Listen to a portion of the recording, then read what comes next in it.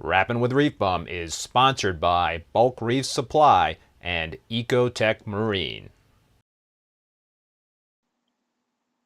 Hey, what's happening, everybody, and welcome back to another episode of Rappin' with ReefBum. I'm your host, Keith Berkelhamer. So, today I welcome back hobbyist Alex Correa. What's happening there, Alex? What's up? How's everybody?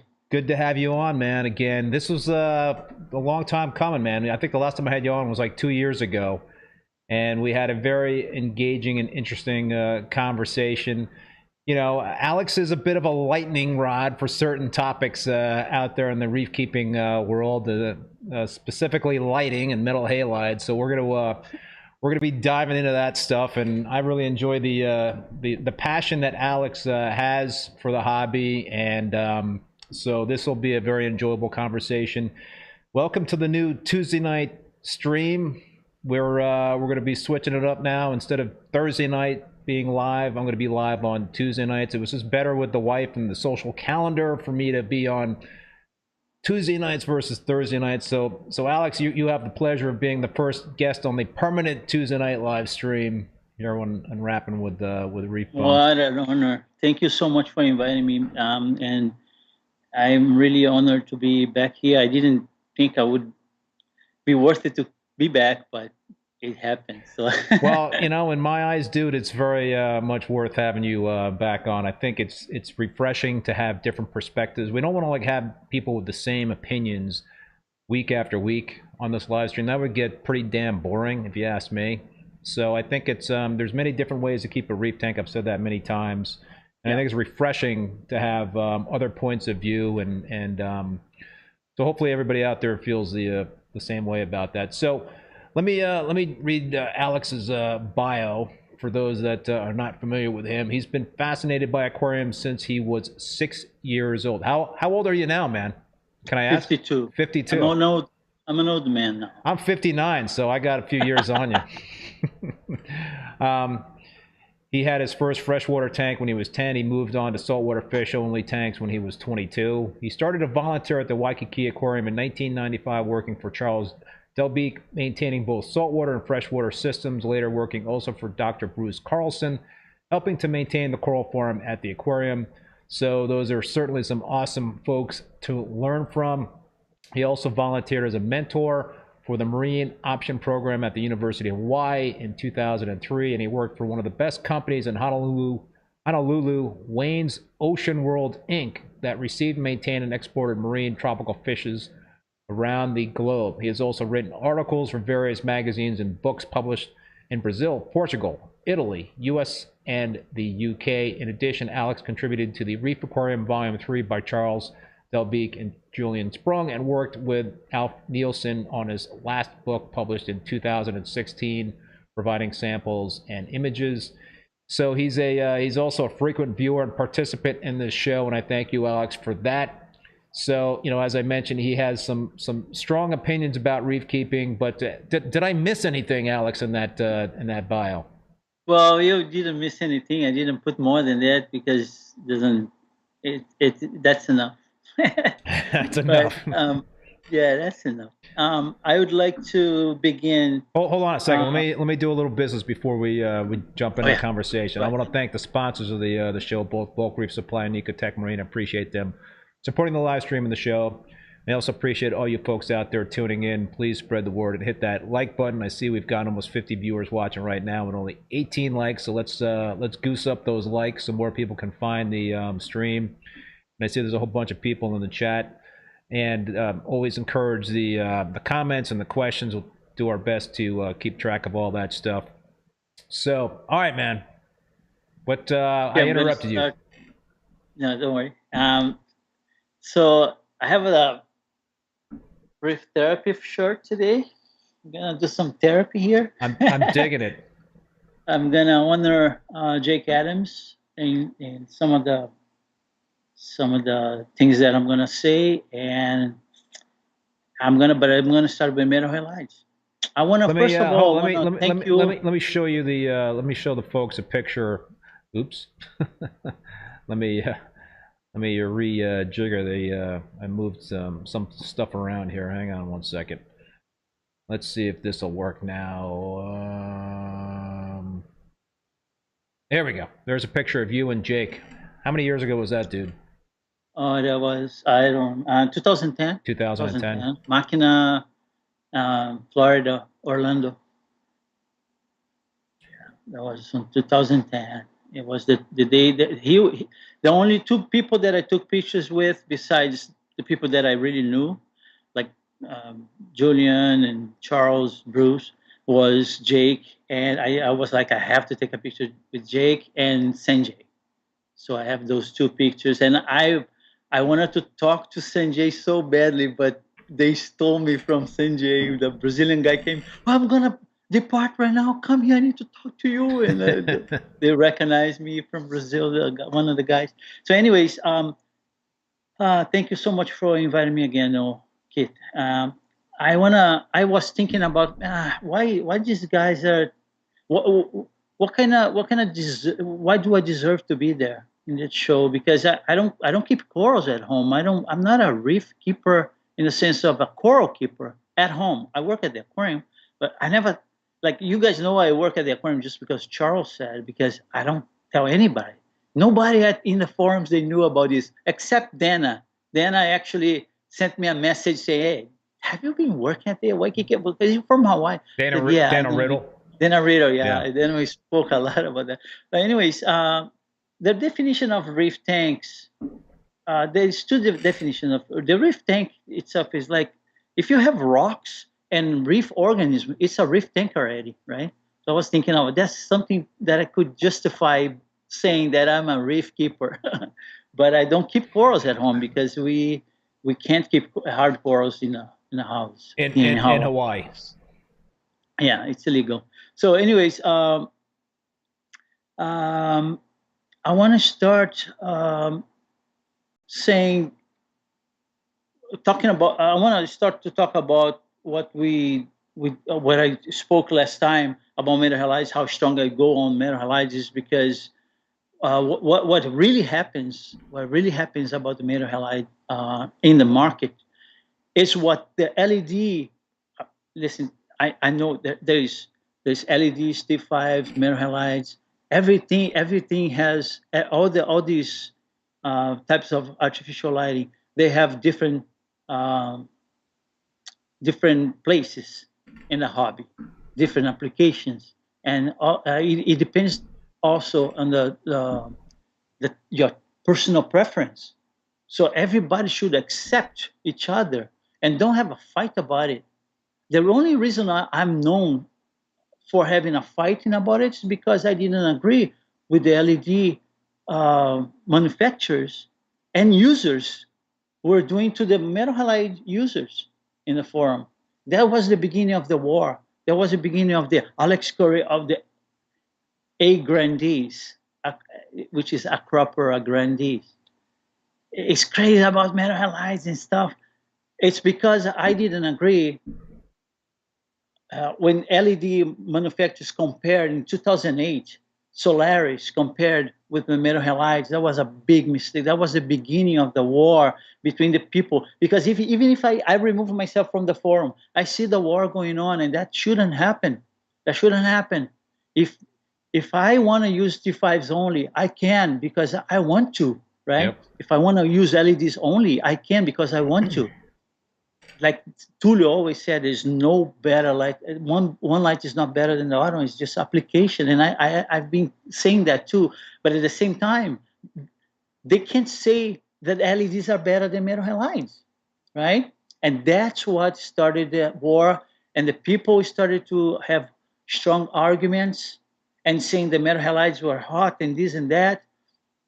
And because of those, in the beginning, with the comparison from Solaris, the comparison was in the wattage. There's a video online if you look for. There is the Solaris, and there is, I think it was 215 watts fixture of Solaris, the LEDs, comparing to a 400 watt metal halide. So when you look at the Solaris was a type of LED. Solaris was the first LED commercialized, made by PFO, and they put the kilowatt. I think they call it. It's a device that measures how much wattage is sucking out of the wall, and it was like 428 for the 400 watt metal halide against 215 watt for the Solaris, and visually you look at the 20K metal halide, your eyes will read that light just like the other one because they know how to to put the LED accordingly just to match it visually. But if they measure the power and everything, if you go look into the power and everything, there were differences there because the distribution was different, the type of light is different, even the type of spectrum is very different. So if we take all the considerations, including the spectrum, you decide what's better for you. Any kind of light. Like I said before many times in the forum, I can suck eggs out of the corals with T8 if I want to. With T8s? Yeah, I can. If I want to use T8s to have corals spawning in my systems, I would do that. I can do that. Anybody can. T8s. It's not the power. It's the corals will adapt to any light you use. We had T8s back in the day. Before the T5s, we had T8s. The fight against T5s and metal halides came when the T5s were invented. So it's a matter of taste and a matter of availability. So we're going to talk about availability of halides, which is something that was like a cold water on me, like somebody just dumped a cold a bucket so of cold water on you're me. talking about primarily the announcement that radium bulbs are no longer going to be manufactured, correct? Yeah, but before that, I want to talk about the education of the next generation. What these LED people, the LED people that I say they're users, and the manufacturers they're doing, they are setting an education system so the newbies come and they will be able to absorb only LED talk. only LED is the best. LED does this and that. We can change, and it's cool, and everything is LED, LED, LED. So they did. That's another reason why I went so strong on the defense of metal halides, because they came in the market very strong against the metal halides, using all the excuses about heat, about changing the bulbs, which is ridiculous. I'm sorry, but that's ridiculous. Changing the bulb once a year. We can now, we know that we can use some of the bulbs. We can use up to 2 years. We don't have to change. Everything depends on application. The amount of hours that you use per day will determine the lifespan of that bulb. And if you use with T5s, you can use for longer, because you use less hours a day. You can use for more years. So it's all a relationship between the application and your particular taste. So because of the teachings of some companies, I'm not going to mention companies in respect for you. Some of the companies, they came very strong against the metal halides, using metal halides as a step. NT5s too, comparing, publishing stuff, and the people that sell, the sellers, the dealers, they were like, oh man, I can get much more money with the LEDs than the metal halides. I'm gonna procreate this teaching because I'm gonna make a lot of money.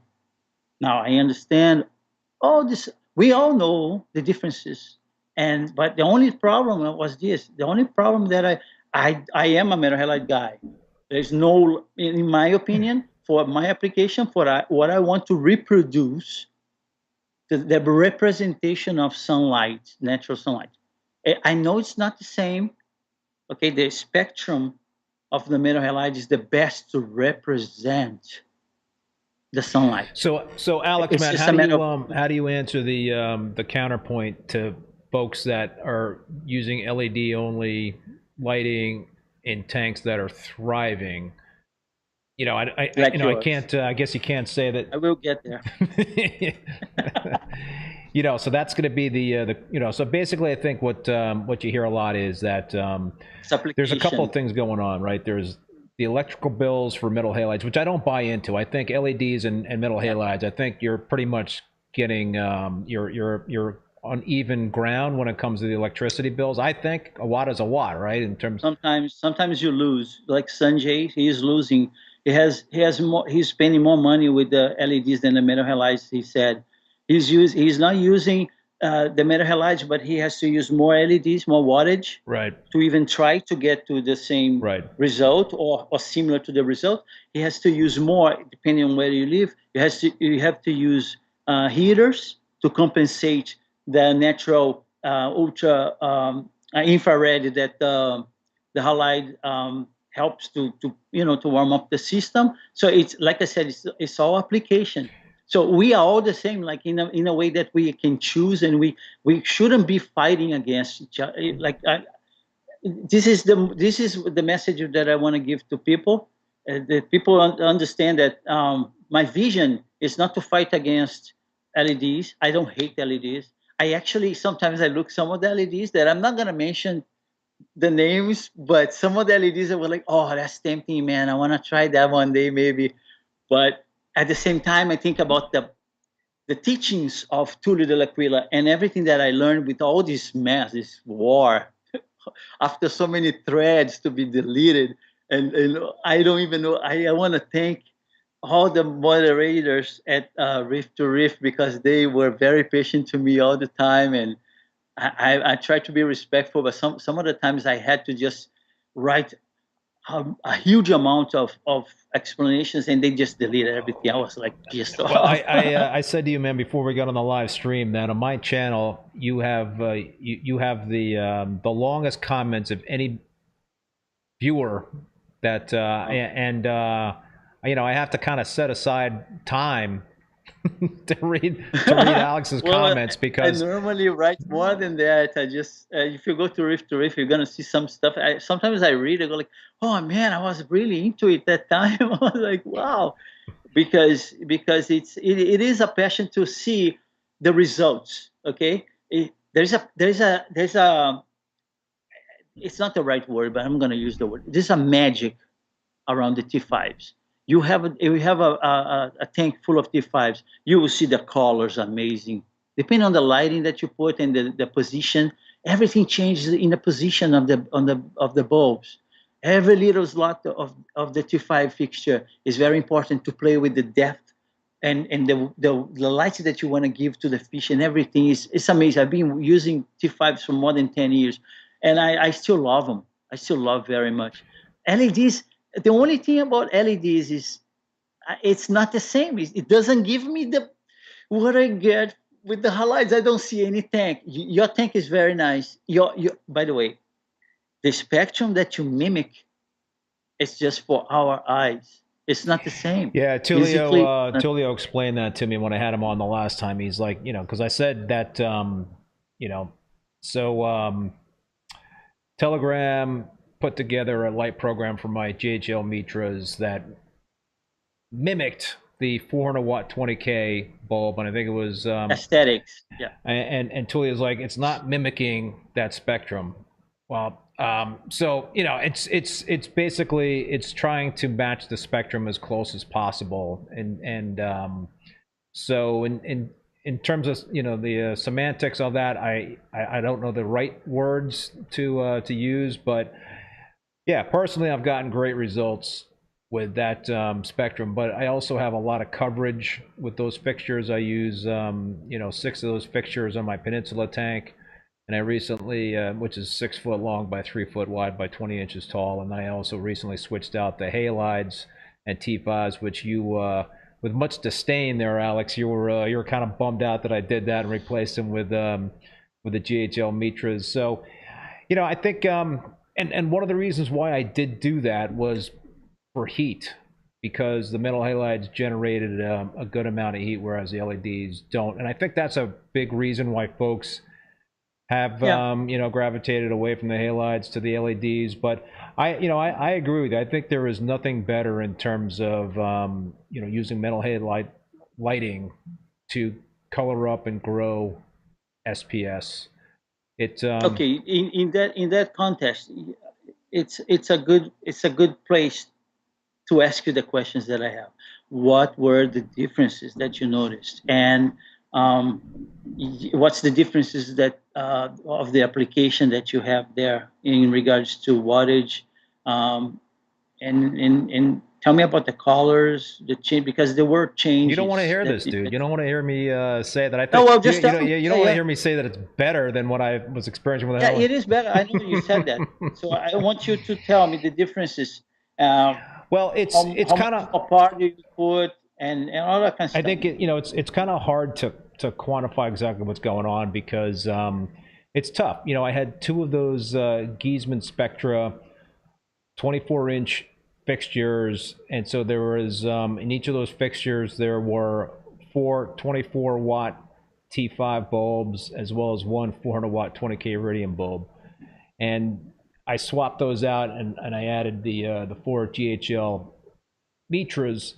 So par wise, I'm getting better par, a little, maybe like 15 to 20% higher par values with the Mitras versus that helps with growth. Yep, I think so. And in terms of colors, I think I haven't noticed anything in terms of any degradation of colors. I've got good colors on that tank. But there's difference. There's a difference, right? Yeah, I think so. I think I've seen some positive differences versus when I was running them with the halides. But it's also tough to tell because I had some issues with that tank with cyano, and I did the reboot on that tank. And well, I think I was talking with I had Claude on last week. I think I don't want to jinx it, but knock on wood, I think the cyano is on the tail end of its journey in that system.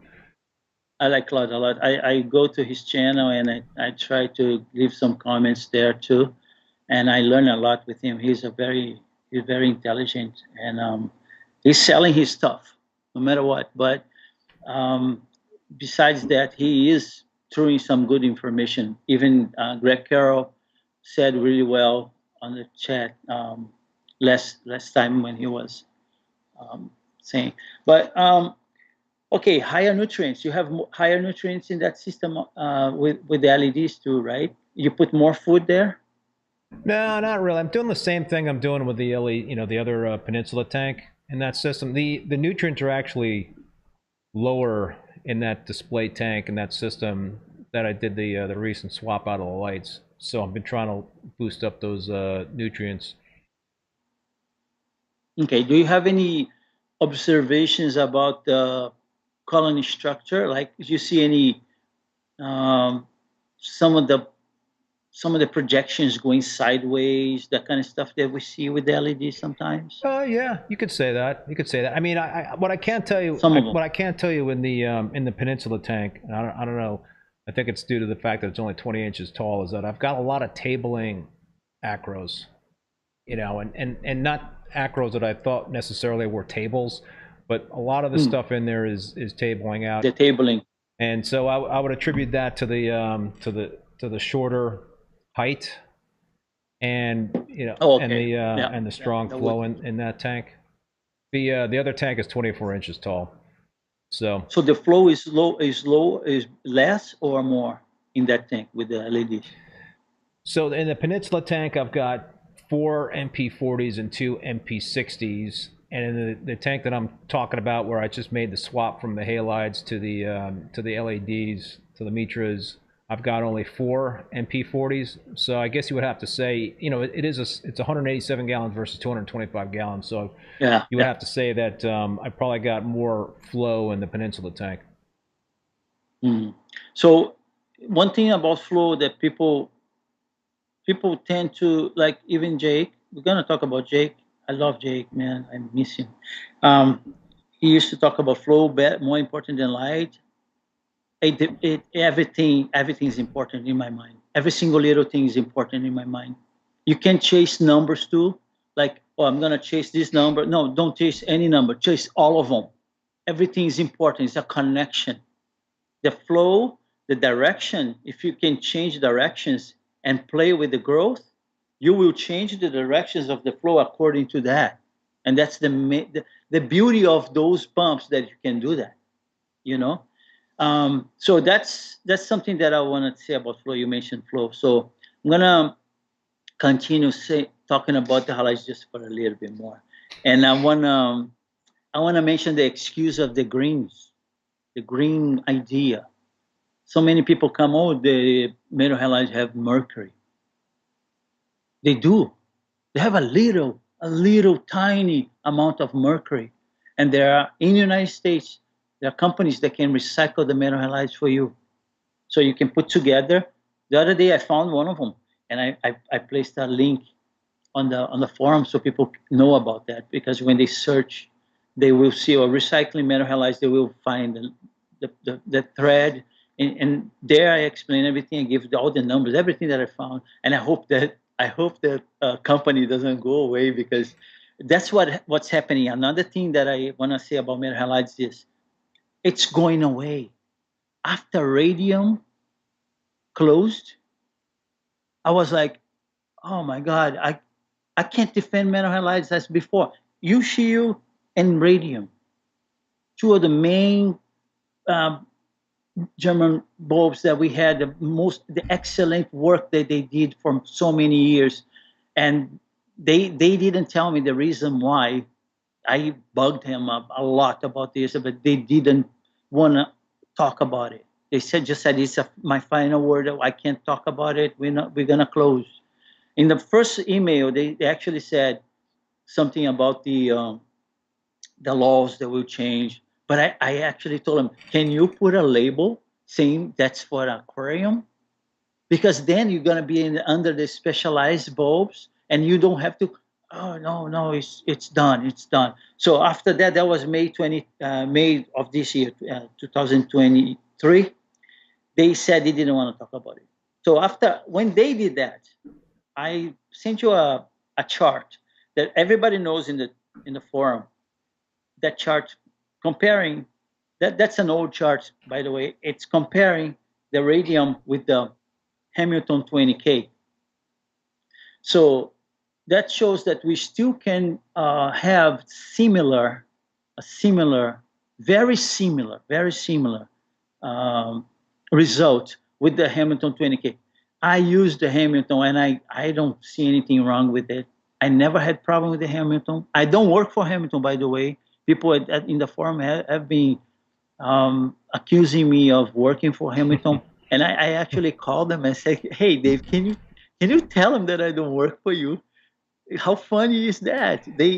There's a guy that was like, "I swear you wrote this stuff on their website." I said, "I didn't even know about that. I'm gonna open a thread about it." So I opened a thread about it, and I posted everything. I said that this guy here accused me of working for him. I don't work for them. So interesting. I appreciate everything they do, though. Interesting about Hamilton, because I purchased my last set of 400 watt 20K iridium bulbs from Hamilton, and they basically said they had 3 cases left. This was a few weeks ago, so I snagged enough bulbs probably to get me 2 years worth for the tanks. I actually called Hamilton and I told them that they were going to have the last bulbs. They didn't know.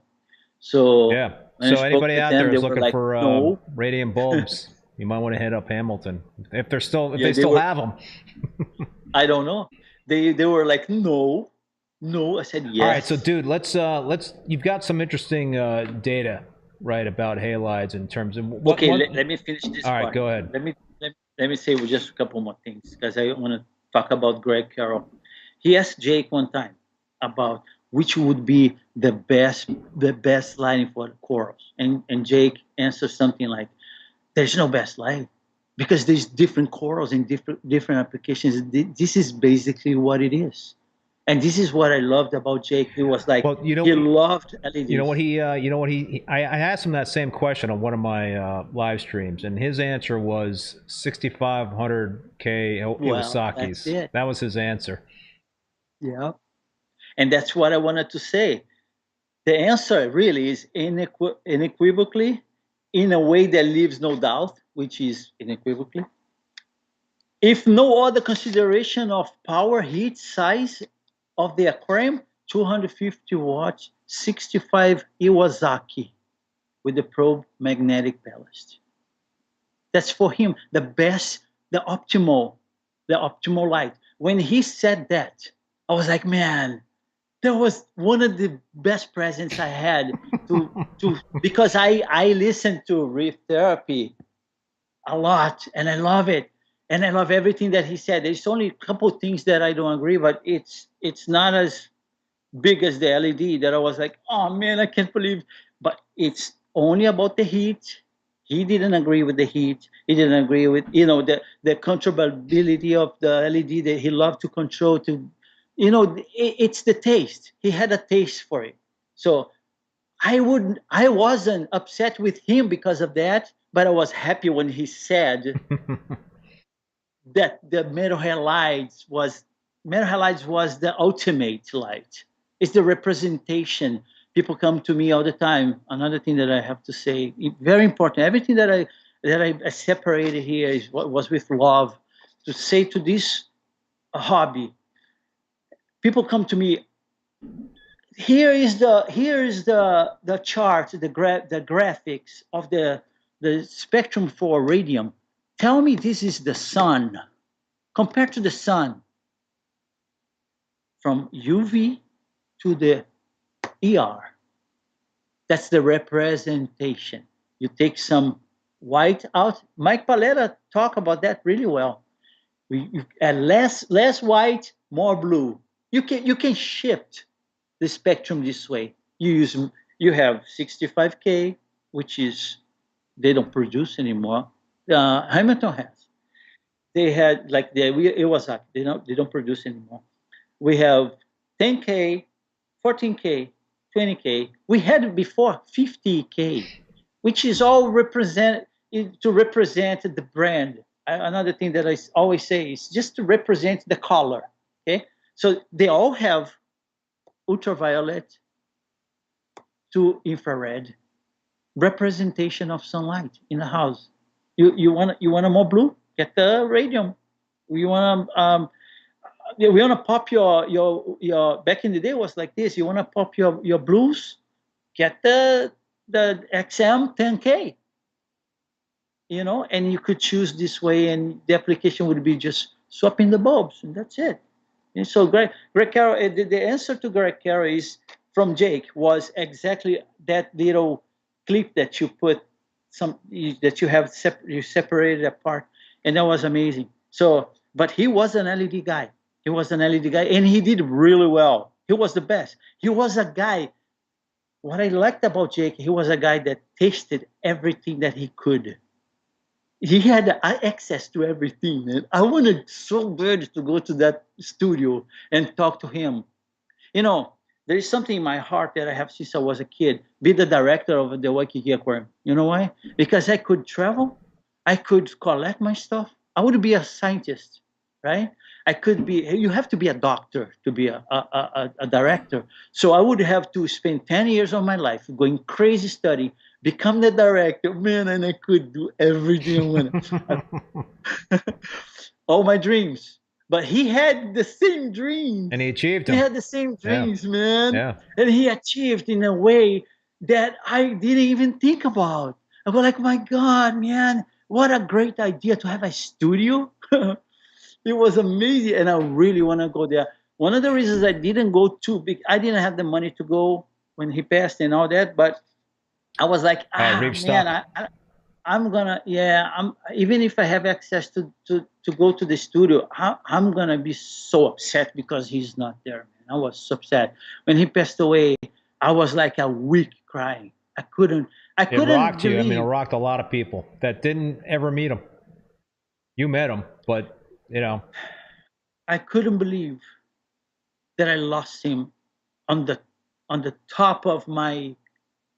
I was willing to have a relationship with him. I was sending him messages, and because of that stupid metal halide thing that my name was related to, maybe he was like avoiding me or something. I don't know, and now I will never know. But one thing that I sent to him, I sent a link to him of a guy in Australia diving. He was like, oh man, that was a very easy sub. So he subscribed to that channel. I was so happy. I was like, oh man, I love this guy. I was really into everything that he was into, everything that he loved, all the corals. I love all the corals.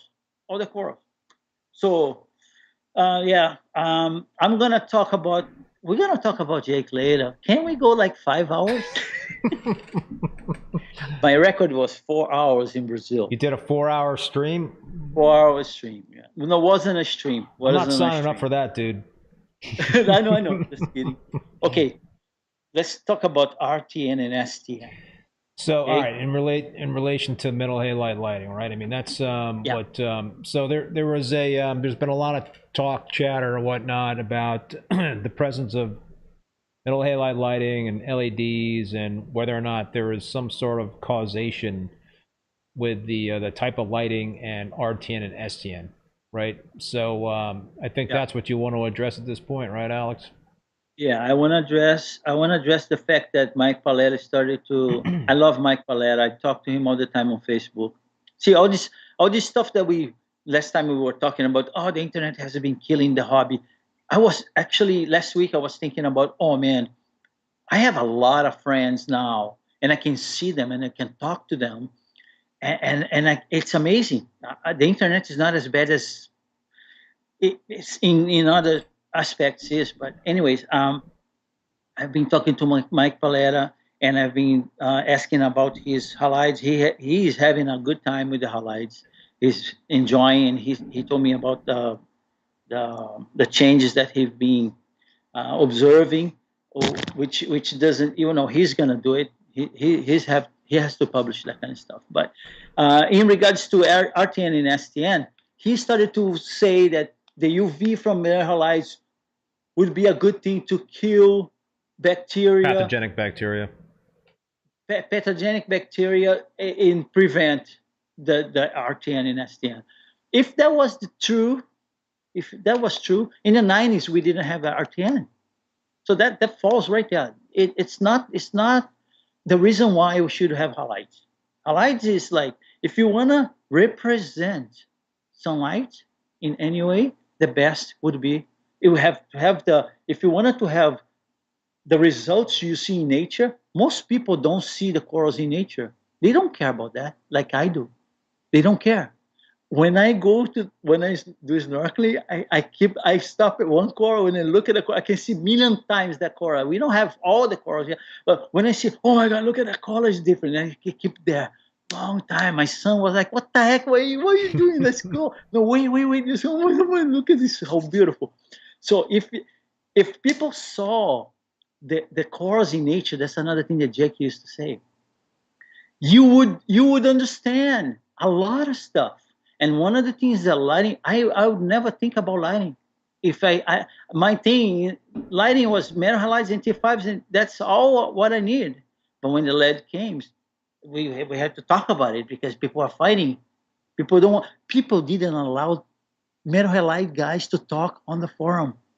I was the one that came and had a fight with them, and the other guys little by little came back because they were discriminated. We can't discriminate our friends. We can't discriminate our friends. Even though I think, the stuff, they piss me off. That's why I said, yeah, this is Christmas lights, because they were pissing me off.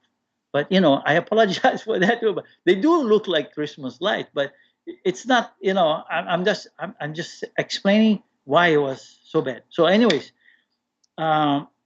there is a paper I sent to Mike Paletta and Sanjay that explains about the prevention of bacterial bleaching, and it's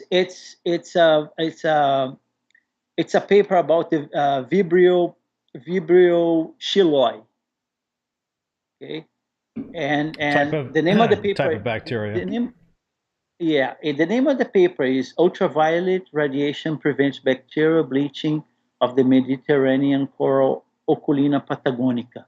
It was published by Marine Ecology Progress Sciences in January 2002. And one of the guys in the forum published, gave this paper in one of the conversations. And when I grabbed the paper, and one of the parts of the paper says, in the laboratory aquarium experiments, none of the 20 fragments of healthy Oculina patagonica infected with Vibrio chiloi and subsequently exposed to direct sunlight, including UV from the sunlight, showed any signs of bleaching. This is in an aquarium experiment. So it was exposed to sunlight with the UV. None of them had bleaching, okay? In contrast, the 20 fragments they actually infected the coral with the Vibrio. In the infected with the chiloi, the Vibrio chiloi, and exposed to direct sunlight but shielded without the UV, showed a total loss of pigmentation after 10 days. And they call this the hallmark of the bleaching disease. So continue, I'm going to read 2 more sentences. After 8 hours of exposure to unfiltered solar radiation, the number of Vibrio chiloi per coral had decreased by 97%, almost everything. After 10 days, they were no longer detectable. In the aquarium, protected you from the UV light, the number of Vibrio chiloi inside of the coral decreased by 2.5 times 10 to the 7th time per coral after 6 days, and then remained relatively constant for at least 1 week. So there is an equilibrium there. It happens when you have the presence of the UV. Is this a good excuse to have a metal halide? It could be, but not the main reason. Not the main reason. There is a lot in consideration. Like the whole system needs to be adapted to the light that you have. If you whatever you introduce in that system will survive better with certain lights, right? Metal halide, because it resembles it's the representation of sunlight with the spectrum. The spectrum is the key of the metal halide. Hey, Alex, there's a good question from Jam. What about all the coral that are below any significant UV penetrating zones? Do they just die from RTN? So what about that? Yeah. In terms of the deeper, corals in the deeper water versus shallow water corals. Okay. The deeper water corals. This is a thing that we've been talking about too. The deeper water corals, they might have a different relationship with the microbial than the shallow water corals. We don't know. We don't know. Now, is that right to say that in the shallow water environment you don't have bleaching? No, it's not right, because that happens too. We're talking about a paper, a scientific experiment in an aquarium. So, like I said, this is not an excuse to fully go and say, "Whoa, what about that? What about this?" This is just a paper. It's a separated environment, and it's something to consider, right? It doesn't, like I wrote to, I think I wrote that to Mike. It's not to say that this is the definite reason why we have to. What if that happens in his tank? He put the metal halide, you have bleaching. So what? Okay, we had before, people. We had. That's not. This is something to consider. It's something that we should look into it and wish so other scientists could come and give some thoughts about it and do more experiments about it. So Alex, so Ari is asking where they can find the article, the study. Well, I give it. If I am allowed to, I will post I can write. Yeah, post a link in the comments.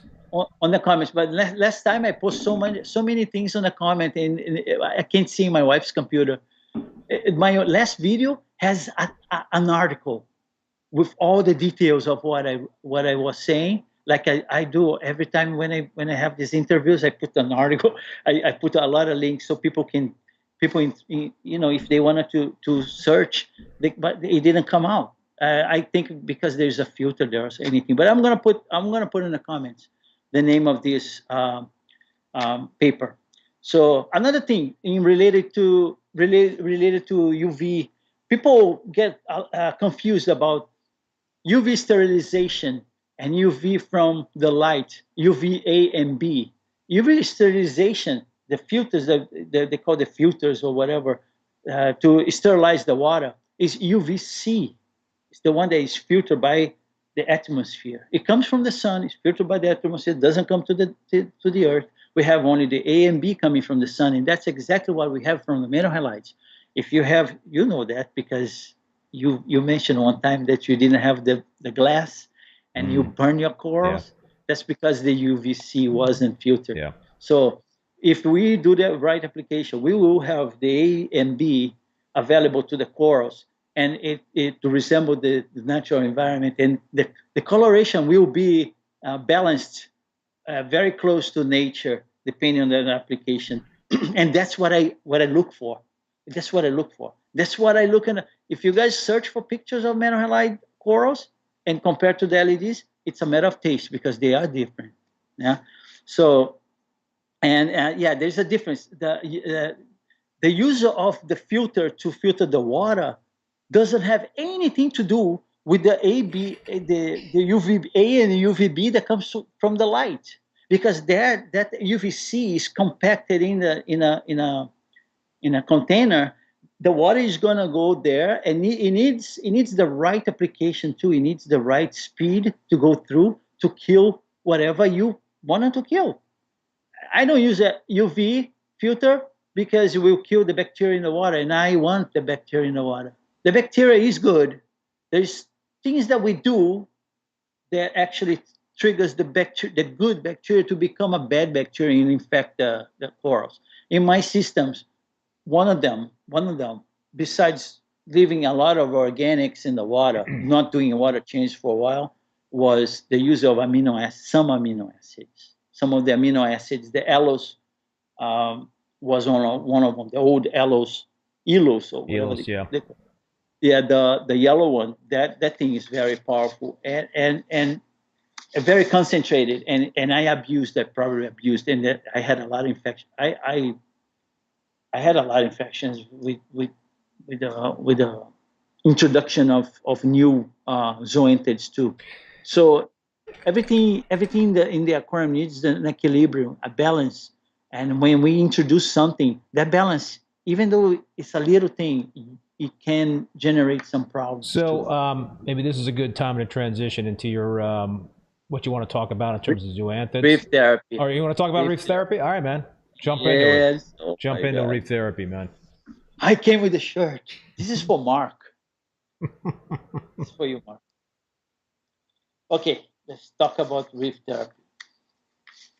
I wanna send a big kiss to Windsor and Reef, and I wanna say thank you to Evan, Raj, Mark, and Remy for continuing with the reef therapy, and reef therapy. Jakey was amazing. The similarity of our thoughts was very high, and I brought some stuff here that I want to emphasize. Okay, magnets cracks, and he used to talk about the magnet. It's plastic is gonna crack. Man, one thing that I want to add to that: why do you leave magnets in the aquarium? Don't tell me you're lazy, because laziness doesn't exist unless you want to be lazy. Remove the magnets out of the aquarium, it's not gonna crack. And that's the main reason why he was talking about that. Magnets will crack. The plastic will absorb water. You will have the problems. It's gonna get rusty or something. So just remove the magnets out of the aquarium. Another thing I want to talk about is the cycle. So hold on, what's the alternative to magnets, man? I mean, magnets seem to come in. No, you can use. I use magnets, but just remove from the aquarium, fresh water, let it dry. Oh, okay. It just remove from the. Don't leave in the aquarium. I don't understand. I see so many people with the magnets attached to the glass inside the water. Even my kids do that. I go like, "What the heck? What are you doing, man?" You're talking about the magnets for cleaning the glass and all that stuff. I'm talking about also like magnets for power heads and recirculating pumps. The power heads are different. Yeah. I use Tunzi. Pumps because I trust the magnets. I use the Tunzi with now they have some of the pumps they have exposed, and they swear that that's not gonna happen. The magnets are good, but I still, especially if I have to get a new pump from them, I ordered a special order, the magnet with the epoxy. They do have that. So I use it with the epoxy. And I have for 10 years, and I don't have problems with the magnets. What about Jake's penchant for bare bottom tanks? Is that something that you share? No, I don't. Didn't think so. No, I don't. But I have that here to talk about the deep sand bed. Okay, the problem he didn't like that is because of the application of the studio. If I have a studio like that, like at the aquarium, the coral farm, we don't have sand. Sand is only aesthetics. Sand is just and that thing that people say, oh no, when you go to the reef, you see only rocks. That's not true. I'm sorry, man. You go to the reef, you see corals surrounded by sand. Sometimes a long, like you see the sand is so far, and you see a little coral there. And you go, there's a parietis full of worms and stuff, and fish, or Pocillopora, domicorns, and you see the fish inside, isolated from the reef, only sand. That's not true. The representation of nature includes sand, in my point of view. And at the aquarium, I mean, I grew up at the aquarium. I learned with the aquarium people, aesthetics is very important to us. You see the people coming, they are paying to see those displays. They want to see sand. My mind, they want to see sand, or they want to see a rubber bottom, not glass. But like you said, I think sand is there's more man hours that you need to put in to maintain a sand bed. I think it's I've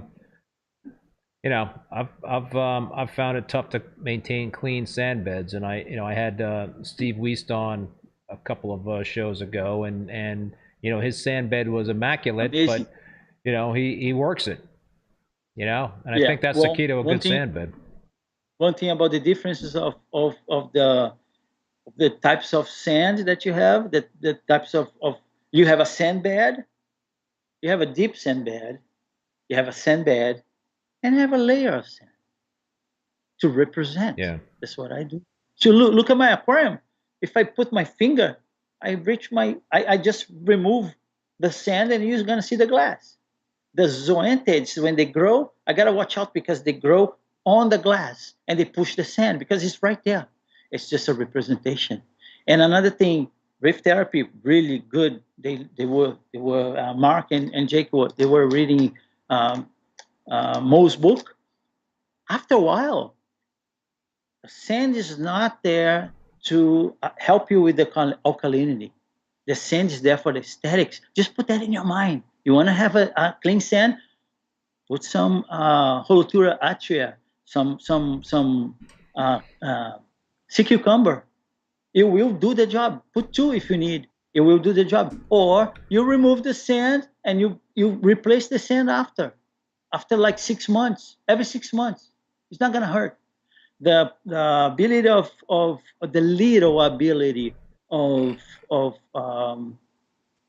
helping with the alkalinity will after such time they won't help anyways. So but we don't depend on that. Nobody depends on sand to keep alkalinity. We depend on chemicals. So that's not something that we should use as an excuse. Deep sand beds are really, like Jake used to say, like a 40-pound grouper breed in your system. Like he was right. We don't at the aquarium. We don't have deep sand beds. This is in the past. We tried. We were talking about denitrification and all that. It doesn't do the cycle. It will break. It will crack. It will. The system is not going to sustain that much bioload, and it will eventually get too dirty. And that's why I offered Sanjay, if you want me to go there and remove that sand, help him with the detritus, remove the detritus. That helps a lot. Detritus brings RTN. It's just a bomb, a tic tac. It will explode. The detritus. This is another thing that I love Jake saying about the detritus.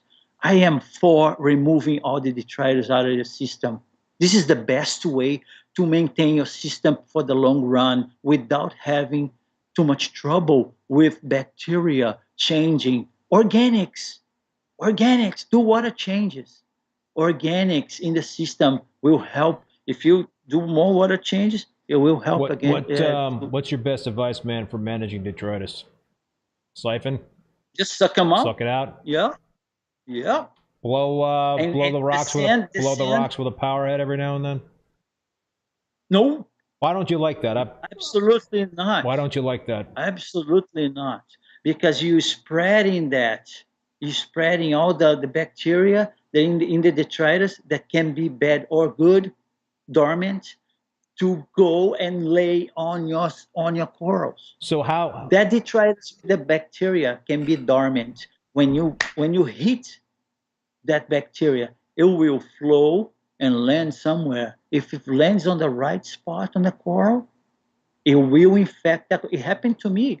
I'm doing this for 30 years too. I'm doing this for a long time, and every time that I did that, because I've listened to same guys that you guys listen, and I was like, oh, that's a good idea. Blow, boom, infection. Oh man, everything was so perfect.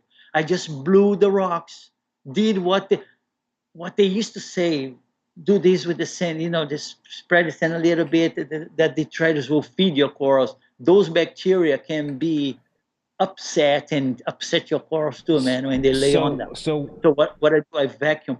you The vacuum. vacuum. That's tough, man. Yes, That's, I mean, if you got like a lot of, no, it's not. if you got a lot of It's rock not though, right? because it's not a deep sand bed. Remember that. It's not a deep sand bed. Every time that I do water change, I go and I vacuum the sand, and the powder, that detritus that comes out of the sand without disturbing too much, just a little area. And the next time I do water change, I go to the next area and remove it. And there is a lot of detritus. There will be a lot of detritus all the time. So I just remove, and I have on my sump I have shark bag. It's made to be used to export what's gonna deteriorate in your system. Keep your sump clean, so you don't have to worry about anything that can happen and disturb the detritus in your sump and go end up on your aquarium, on your corals. And nutrients and detritus can do the trick for our So Jam's got another interesting point. So can Alex not keep fish like wrasses that stir the sand bed? So is that something that can be detrimental in your eyes? Doesn't matter. Doesn't matter. Doesn't matter. Yeah. If you want to keep a little more, the sand bed a little deeper, then I do, because I keep like a 1/4 inch. Another thing, I just put the sand bed, I turn on the pumps, and it goes to where it needs to go. And then on the glass spots, I just put zoas there, or put, like Jake used to say, just put zoanthids. A carpet of zoanthids is better. It is better. I had a better. carpet of xanthids going on one of my tanks, and Yeah, it's amazing. Basically they just basically carpeted the bottom of the tank. The sand, they actually carpeted the sand bed in certain spots of the tank, and then they just creep their way up the rock work. I mean, zoanthids are fine because they're not. I found that they weren't stinging the SPS. They were very gentle, but it took away real estate though. That was the problem. Yeah, well, it's a matter of managing maintenance. He used to talk about that too. That's why I love Jake so much, man. He used to talk about maintenance. Just do your maintenance. Just do your maintenance. Just go and work. When I work at the aquarium, it's a pleasure to work at the aquarium. I'm doing hard work. People think coral farming is easy. Like Tan was talking about it with Jake. They think we're just having a good time here. It's hard work. And if you have a hobby, honor the organisms that you keep, going clean, do the best for them. And that's what it is. Do the maintenance on your pumps, do the maintenance for the filters, everything. Change when you need to change, but keep the balance. Make sure you keep the balance, because if you do only once in a while, you can affect, like if you clean your pumps only once a year, for example, it's full of coralline algae. The flow is compromised. Yeah. You're gonna every have 3 months. problems. You got to clean them every 3 months at least. Yeah. Maintenance. Keep up with the maintenance. This is what the hobby is. The hobby is something to have a relationship. He used to call that the church. Huh? I'm going to church. I'm going to clean my pumps, whatever. But yeah, that's basically what it is. You have a relationship with a system. You keep it out of trouble. You helping the system to, And another thing, there's so many things, man. Don't feed too much. Don't feed too much. The fish don't need your food as much as you think they need. I feed only dry food for years. I don't give them frozen food. My system is not having that those bombs of phosphates. What about the Waikiki Aquarium? Is it basically pellets and flake, or is it their frozen food? Oh my, okay. oh, my thoughts are not of the aquarium. The aquarium is another story. I'm talking about my home system now. The aquarium is another story. If they keep the fish like a torpedo, I don't. If they have, the professionals have another way to look, and they have scientists, they have another way to look. They have LEDs, I don't. Okay, some of the professionals in the United States, in public aquariums, they still have LEDs. Some of them tried LEDs. They don't want to have LEDs again because they did testing and they knew the feeding is different for a public aquarium because they have so many fish and they have huge aquariums. Okay, so to be able to feed all of them, they have to have a strategy to do all that. So they feed different than me. They don't feed only. And another thing, food is related to the species that you keep. You can't have butterfly fish and feed only dry food, unfortunately, unless you train really well. But there will be a lack of nutrition because the angels, the butterflies, they need that. I don't have angels. I don't have butterflies. I love my zoanthids. That's the only thing I can have, and they are not corals. We're gonna get there. Okay, let me read some more good stuff here that I wrote about Jake.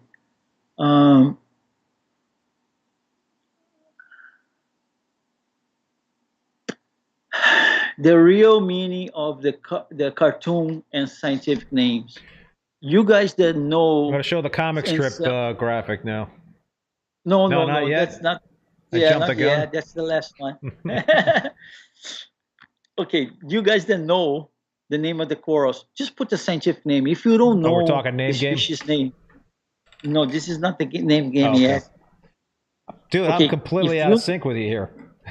Yeah, if you know if you know the name of the coral, put on your page Acropora sp. Don't put if you don't know the species name, put the genus name Acropora sp. Teach the next generation. Please teach the next generation. If you don't know, look for. You will find on the books, or anybody that knows will teach you. And that's the way. That's one of the things that Jake wanted to spread and to continue, and he was working on it. Please continue working on it. Please, everybody, try to talk about the scientific names because this is very important. Back in the day, we used to challenge science. The scientists used to come to us and they used to ask us the scientific name of that coral because they never saw that coral alive. And we used to talk to them in the same level. We are regressing. We are going down. We're talking about cartoon names. Cartoon names is only about money, but we still have to keep the scientific names. And besides the fact that every cartoon name, I call cartoon name because back in the day we used to call cartoon names. Okay? It's like if that coral has a legacy for that special name, that strain, like Jake used to say, respect that strain. Respect that strain. Don't make up just to get money on it. This is unacceptable to me. This is very sad that the hobby is declining that way, and everybody's accepting. Even the famous authors are accepting that. And don't tell me there is no way. Everything has it can be done. Okay, this can be done. If we start to go after the scientific names, naturally the thing will go back to what it was. Now what's happening now? We are influencing the scientists for the stupid names. The scientists know the scientific name, but they don't even practice. They don't even say the name anymore because they have the cartoon names in their minds. Even the scientists are talking like this slang. This is like a slang. It shouldn't happen that way. It's I urge the hobby. Yeah, it's tough, man, because it's the marketing is dominating the hobby, right? So you've got a lot of coral vendors out there that are selling corals, and you've got marketing that is fueling the demand. Back, a number of years ago, I thought it was more about the scarcity of certain corals that were in the hobby that were driving the prices. Like the Oregon blue tort originally when it came out, I thought that was, that was like something that was just an amazing looking coral. It was like just a dynamic blue coral that looked like no other coral out there. And so, but, once that, so originally that was like a very high priced coral because there wasn't a lot of it around. But once people started growing it out and, it became more affordable for other hobbyists. So there's a lot of corals like that out there. Back in the day, the Tyree Red Dragon, man, when that thing came out, Yeah. that was like a super awesome looking coral. It was very unique, and it also had a hefty price tag. I don't think it was really the name that was driving that. Maybe I'm wrong. Maybe others will disagree with me, but I think it was kind of the uniqueness, the structure, Yeah. the all that stuff. But these days it's kind of like there's rainbow tenuous left and right that got these crazy names Tell on me them. what's rainbow. Rainbow has 7 colors. Yeah. Do they? And they don't even, No, they're not even that's that good looking, when you look at them in person. That's a legit question. Do they? Because I don't know. I don't see those rainbows here. Rainbows tenuous. Well, you do a top-down shot, and you do a Do little they have 7 do a colors? little Really? photoshopping, and then there you go. Oh yeah, that's Photoshop then. It's But not. They don't have 7 colors.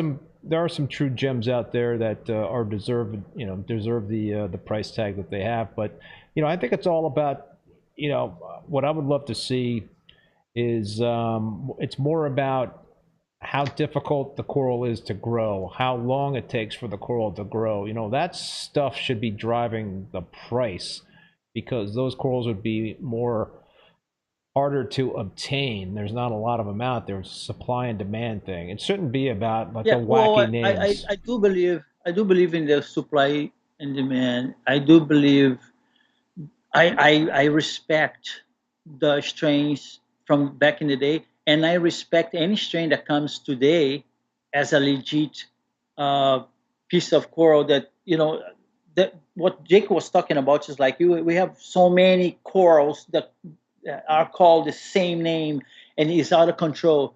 That we have to stop that. We have to stop calling them names and have a rule.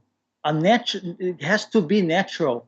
We can just think about money. Call them. You got. Well, what I'm asking, it's out of control, right? So what I'm asking is like you have a bunch of acroporas, microcladus. You have efflorescens, gemifera, not geminifera. You have humilis. You have microphthalma, whatever, valida, not validia. Tortiosa. Monticulosa, whatever, tortuosa, not tortuosa, but yeah, it depends on the accent. Huh? Millipora. If they put the name, scientific name, it's about teaching the next generation because most of us know, right? The format, the shape, and even the name is connected to that shape and whatever. But we have to teach the next generation, people. Just do just a little bit of effort for in that particular subject. Another thing that Jake used to sell. We're still on reef therapy because these are topics that I wish I was with him, talking with Mark. Okay, coral head. Oh my God, it's head versus polyp. No. Yes, it's a polyp, people. Polyp. One polyp. If you have 2, becomes a colony, the SPS. It needs 2 or more. You have a mini colony, you can give adjectives to those types of things. But a coral head, with the people that surf, the surfers, a coral head will be a huge piece of rock on the reef. At least has to be. It doesn't need to be a coral, a live coral, but it was a coral before, and it's a huge piece of rock. We call the coral head. The boat people, they call the coral head. That's something that can bust up your boat. It's not a little thing that you call head. Those are polyps. It's a polyp. Is that hard to say? Yeah, I agree 100% with Jake on that. So we can't. You choose to call a head something like a head the size of a human head. So You have a head of. Greg Carroll makes a good point about the name game. His comments: names are about lineage, nothing more. I don't see what the big deal is. Some people like to know that this coral is the same coral that so and so had in his tank! Exclamation point. You know, I get that. Yeah, me too. If that's the way, and that's what we respect. I think the and I think that's a good thing. think- That's a good thing for the hobby. I think the only problem with that in terms of lineage is that there can be a lot of error in terms of the interpretation of what that coral is. So, you know, all you need is one person like put the wrong identifier in terms of the lineage of a coral, you know, on a frag or whatnot, and that kind of, you know, is a cascading effect. And then others that get that might misidentify that lineage, so to speak. Yeah. So, you know, and take advantage to make extra money. right. You just got from the ocean. If it's that lineage, it comes from an aquarium. It doesn't come from the ocean. So keep that, respect that lineage, and that's what we need to do. If it comes, like I said, if comes a new lineage, we can have that. We can have that, and it's a new one. But the way they're doing it, they don't respect. Talking about the names, I'm still on reef therapy. Talking about the names, and the people that he was talking, Jake always talk about the reptile people. Okay, Reptile people. the reptile people, the people that like snakes. I went to some of the channels, and I was like surprised. I was like, what's going on, man? These guys are scientists. The impression that somebody from outside have is that we respect them for what they do, the way they treat the animals. This is a hobby, but at the same time, we are keeping live animals. If we want to be respected, people talk about, oh yeah, this is going to be the future of the corals. We can't introduce any corals that we keep in our houses back in the ocean, by the way. To be able to reintroduce in the ocean, we have to have a sterile, a biotope system.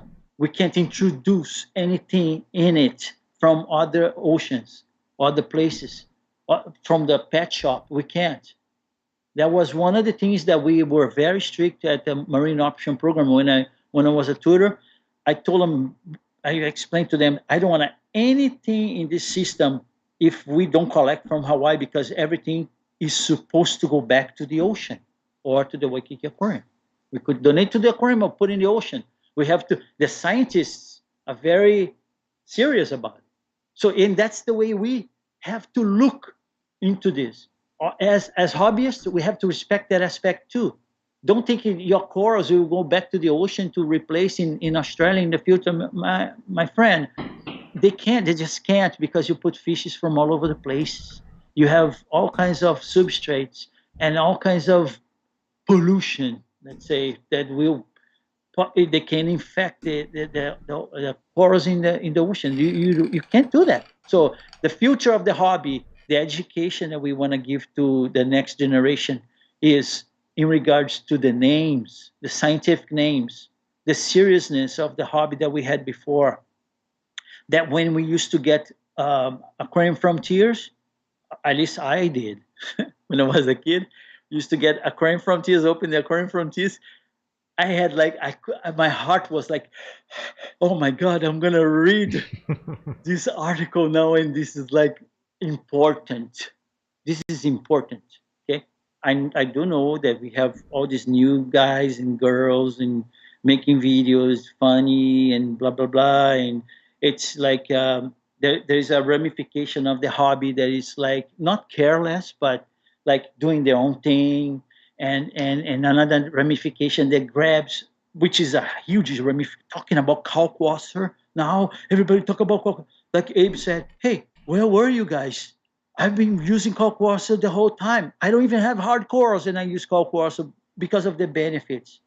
And now everything is a trend. Everything is like, oh, we gotta have kalkwasser videos because you don't even use, man. Why are you making a video of something that you just saw somebody talking about? So this is like, before we had to have a book, to write a book. Did you know that? Did you know that Jake said in one of the reef therapies? I get emotional, man. I don't care if I get emotional. He said he was almost ready to write a book. The books in the past were something that you really, really, really, really have to know what you're talking about. Oh yeah. At least you have an experience, hands-on. You don't write a book just to make money, because you don't make money anyways. You don't make money writing books. You don't make money. I could vouch for that. And now we don't have books, we have videos, and they make money more than a book. Sometimes people ask, oh, why don't you write a book? I have 3 books that I want to write, but I'm not ready. I'm not. Books take a lot of time. It's a lot of effort. A lot of time, a lot of research, a lot of seriousness. Yeah. Because it's going to be written and it's going to be forever. And you can't go back there like in the forum sometimes and edit. Oh man, this is wrong English. You have to write everything accordingly. Somebody's going to look into that. There's a work on it. It's going to be attached to your name. So what I ask people today, don't make videos that's something that you just learn about. And don't criticize. Oh man, don't criticize those who really know what they're talking about by experience. I'm going to talk about Chris. Chris. Crazy. Quick thing for you. Comment from Luis Aceves. This is a good comment. What's a good resource to start to learn the scientific names, Alex? Books. What any specific books? No, just grab all the books that you can. If you look how many books I have, I didn't read all of them, but I just grab because I know one day I will read. One day I want to read at least. You have suggestion. You need suggestions. There was the Reef Aquarium, Volume 1 and Volume 3. There was another source out there. I had a guest on. I can't remember who it was, but there was a scientific reference in terms of the names. Somebody out there knows it. Just drop that into the chat. But there was something. It might have been. There you go. Amanda Meckley, Russell Kelly, Coral Finder. Yeah, that's a good one. Yeah, I actually have that one. That's a good one. Yeah, it's really good for corals. And Varon's book it's like now it's getting old because you don't need the book. You just go online and see Corals of the World website. And everything is there, so you don't have excuse about the names anymore. So, because Alex, we don't have much more time left. You wanted to mention, you wanted to talk about Kalkwasser. You want to talk about Chris Meckley's Kalkwasser methodology. There, we're gonna get into that. So don't ask me. Hey, I'm gonna respect your time. No, you tell me when you want to stop, because my time is forever, man. Okay. I'm gonna have to stop talking about reef therapy because I have so many things to talk about reef therapy. So many good things. I think you should be a guest on reef therapy, dude. You know that. Whoa, no way, no way. That's too much for me. Okay, Kalkwasser. Okay, I wanna just talk about a little bit of about reactor, because people sometimes say, "Oh no, reactor is bad. Reactors," and I use reactor forever. And Jake used to use reactor too. And it's the simplest thing in the world. You just add water to the bottom of the reactor where the Kalkwasser is. You mix it, and that the water that comes in will mix with the Kalkwasser, and you overflow it. So when you overflow, it's going to be mixed and it's going to be clear. So let's talk about the difference between using, you're basically talking about a calc reactor or a calc stirrer, right? In terms of where you've got, what I was going to say is RODI water coming in. A lot of people, and it's not a great idea, but a lot of people use run their top off through a calc reactor or calc stirrer, which is not a good idea because the evaporation will vary depending on the weather, right, outside. You'll get more evaporation at certain times of the year versus other times of the year. Versus doing another method, which is the Chris Meckley method, the method that I use, which is using a drum and dosing a set amount of the supersaturated kalkwasser solution. So between those two methods, do you see any advantages one versus the other? I mean, I go ahead. Well, there go is ahead, man. advantage. There is advantage in both. Okay. It's a matter of application. It's just a matter of application. And I think one of the things that I see as a disadvantage of the calc stir or calc reactor is that you're constantly diluting that kalkwasser solution by running RODI water into it. I guess if you're continually stirring it, then perhaps that's counteracting that dilution factor. But go ahead, man. What do you think?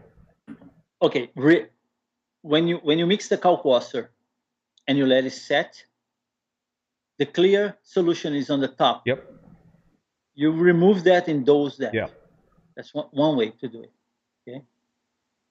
If you have a space that you can have that much of water with the kalkwasser, the solution of kalkwasser for a week or so, do that way. The cheapest way. You don't have to buy a reactor. Right. So you're talking about a bin, a drum, a bucket. That's got to be sealed, not airtight sealed, but it's got to have a lid on it.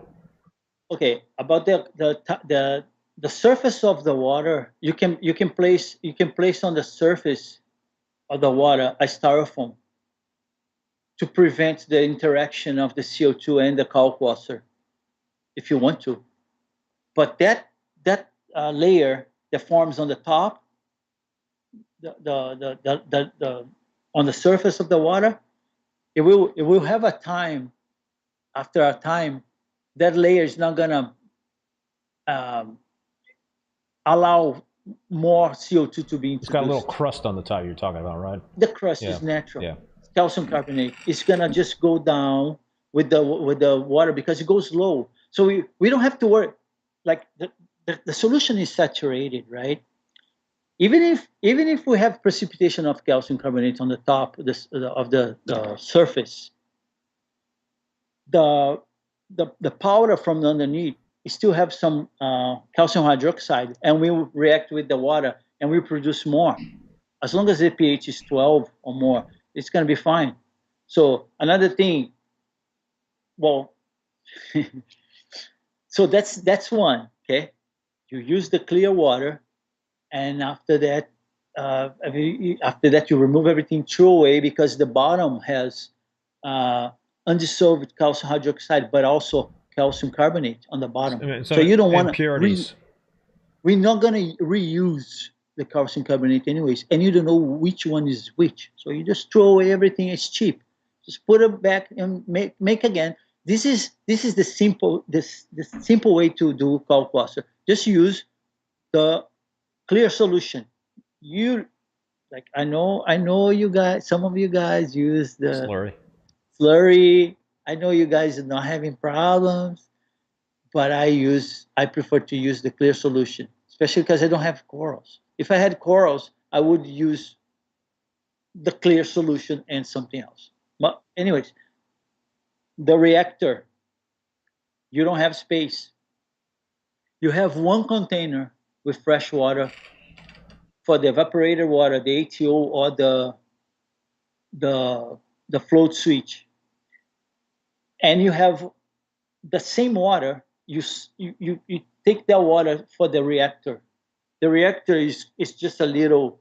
You have a picture there, the reactor. Yeah. It's just a cylinder of the solution, the solution of kalkwasser. So you have a stirrer on the bottom. That is my reactor is a homemade. It was before they made the ice cap. I think they have one similar to that. So just by the ice cap, it's amazing. You're not gonna be it's gonna be good. If you want to save space, if you have a container, if you have a container for the evaporated water and you want to use the same water for your reactor, that's the best way to save space. Is the best way. You don't need two containers, one for the evaporated water and one for the kalkwasser. But if you have the space, why not, right? So you put the water I don't put I don't. Jake used to say that too. You know how many times I use RO in my life for my water here in Hawaii? Never. All tap water. Because we don't need. You're lucky, man. Because we don't yeah, thankfully we don't need. If I needed, I would. Yeah. But it's not a rule. We don't need, we don't use. You can go buy with the carbon. Believe in Jake. If you can do that, if he can do that, remember he used to say, don't do that. I love so much Jake, man. If you can do that, just do that. Believe me, you don't need an RO system. You're not going to Mars. You're not going to the moon. You just do this. I never used. And the guys here in Hawaii, sometimes I see that. So people are you in saying, man, that some shop. folks overdid a little bit in terms of this hobby? Yep. Yeah. Waste Can money. happen. Can happen. Yep. Can happen. If you don't need, you know what I do when I move from house to house, sometimes from area to area, that I know it could be different because it's kind of far, like the north of the island to the south of the island. Wherever I'm gonna move, I ask the company to send me a list of the elements that come in the water, and I analyze that, and I go, oh no, it's almost the same thing. It's good. But if I go to another state, I would have to ask the company, the water company, to see what do they have, what do I have in them. I know we have pipes. I know we have iron coming in. I tried many times. All the houses that I went through in the island, I never had problems. I let it rest. When I mix salt, synthetic salt, I put the bubbles and I let it rest. Evaporates chlorine, evaporates all the chlorine, and I never had problems, never ever. So it depends, okay? So that part I just want to let guys know that it's not a rule. It's not a rule. And he was totally right on that. So then you push the fresh water to the bottom of the container. I think the ice cap has the entrance on the bottom of the cylinder. I have on the top, so I push all the way down, and we're using a peristaltic pump because it doesn't go back, doesn't suck back. So I just use a peristaltic pump, but the BRS, the inexpensive one, and then it goes. The way I do today, I dose about. Let me see.